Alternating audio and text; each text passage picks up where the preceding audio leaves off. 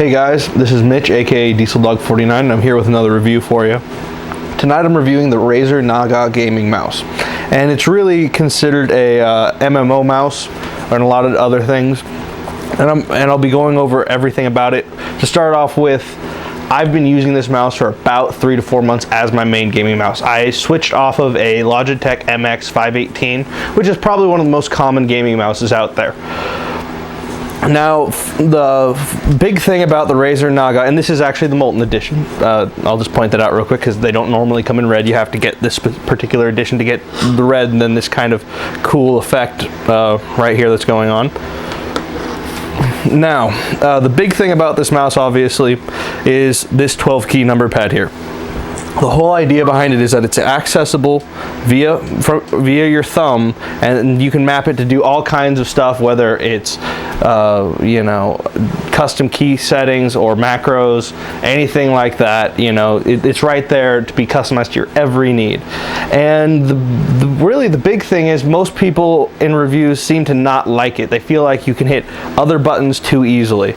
And now, I've been using it for 4 months. Obviously, I like it. Otherwise, I would have switched out to another mouse by then. And actually, I just bought the Razer Naga Epic, which I'll be reviewing later.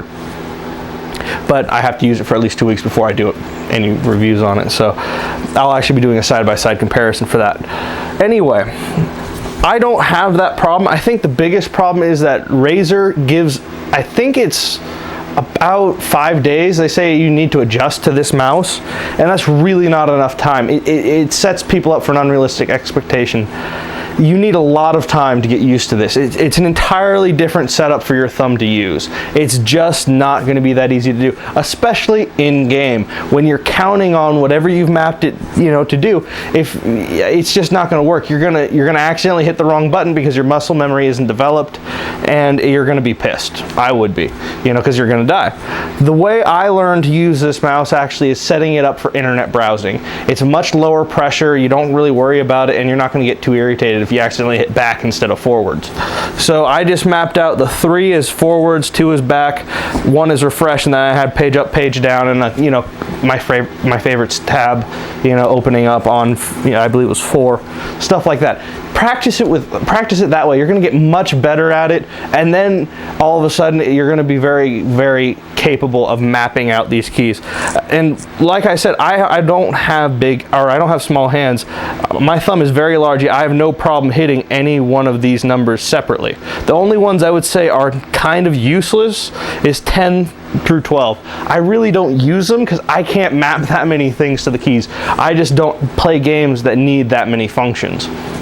I mean, honestly, you know, for some games you could actually map 2, 4, 5, and 6 as your arrow keys, and you could move that way if you wanted to, but I really don't think it would be an effective thing. There's a lot you can do with it. They let you add Control, Shift, Alt, you know, to it, so you can actually set it up to have one of your keys be Alt Tab for gaming, so you can switch back and forth between doing stuff, or just hide stuff from your boss. It's, you know, whatever you need. Anyway, moving on from there, the next feature you have is the switch back here. This actually doubles the number of button operations you have, basically, because you have one setting which is going to have one mapping setup and then another setting for the other. I use this so I have that internet browsing setup, and then I have a gaming setup on the other switch. From there, you know, you've obviously got a scroll wheel, which is actually very high quality. It feels very nice. It works very well. I mean, it's a scroll wheel. It'd be bad if they screwed that up. It's kind of basic. My biggest, well, not my biggest criticism, but one of the biggest criticisms I have for this mouse is where they've put the forward and back keys. There's this little hump, and I don't know if you can really see it here, but this curvature right here makes it so that I never want to use these keys. Because it's a left click. I'm always left clicking, and very rarely do I I don't like that movement. I'd much rather have it be right here with my thumbs than right here. It's just a really stupid place to put it, and oddly enough, they don't even have it there on the Naga Epic. They've actually moved it over here, so it just seems like a silly thing. I don't get why they put them there. I don't like it. I mean, obviously it's just my opinion, but it seems like a poorly thought out positioning of the forward and back keys.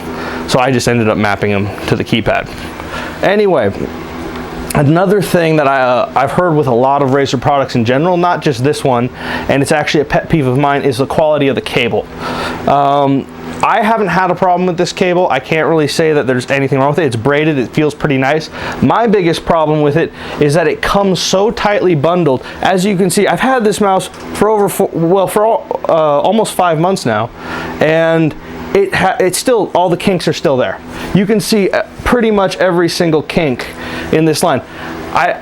It drives me nuts. It's a $90 mouse and there are kinks in the cable. I don't get it. Razer, you already have had problems with your mice cables and keyboard cables. Why don't you just start looping your cables? It's going to make it much easier to straighten them out for whatever someone needs, and you could still make it fit in the same packaging. You just need to change your design a little bit. It drives me nuts, but you know, it's really, you know, a small thing unless you get a dead mouse, and then it's kind of a big thing. So anyway, other than that, the actual ergonomics of the mouse I like quite a bit. I do find that the actual left and right click can be a little sensitive. Sometimes you get a double click out of them when you don't mean to, but that's not a bad thing in a gaming mouse. I mean, when do you find someone complaining about too sensitive versus not sensitive enough? I'd much rather get extra clicks than not enough. So moving on from there, the software itself for mapping the mouse, it's a Razer Synapse 2.0, and excuse me, the mouse is a little dry. Anyway, and it's actually wasn't that great when I started out, but it's really improved. I was having a lot of crashes it wasn't crashing my computer or anything, but it was locking up itself late, let's see, well, that would have been February or so. But it has really improved over time. I don't get why I need to log in for my mouse settings on the Razer Synapse. It is kind of convenient every time I do a new build that I just log in and I get all my mouse settings on there. That's cool, but as a rule, I really think that needing to log into an internet site to get my mouse set up is kind of silly. Anyway, overall, I really like this mouse. I would highly recommend people give it about 2 weeks if you plan on buying it before you make a judgment on whether or not you like the mouse or the number pad. It is not an easy thing to get going. Let your muscle memory develop. Give it a chance. Now that I've spent this much time with it, it's just second nature. I really don't think about it. I actually use this and I'm now using the Naga Epic extensively in the MechWarrior Online closed beta.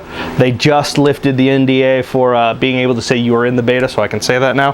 And I've used this extensively for mapping weapons groups and stuff like that, and I can't say any more than that in beta for the beta, but it has worked exceptionally well. I'm very happy with it. I have almost everything but my directional controls mapped to this mouse pad and the number pad, and it works great. I highly recommend it if you're playing any of the MechWarrior games, but specifically MechWarrior Online. It's a great choice for anyone who wants to be in that game and in that community. Anyway, this is Mitch, aka DieselDog49, with another review for you, and cheers.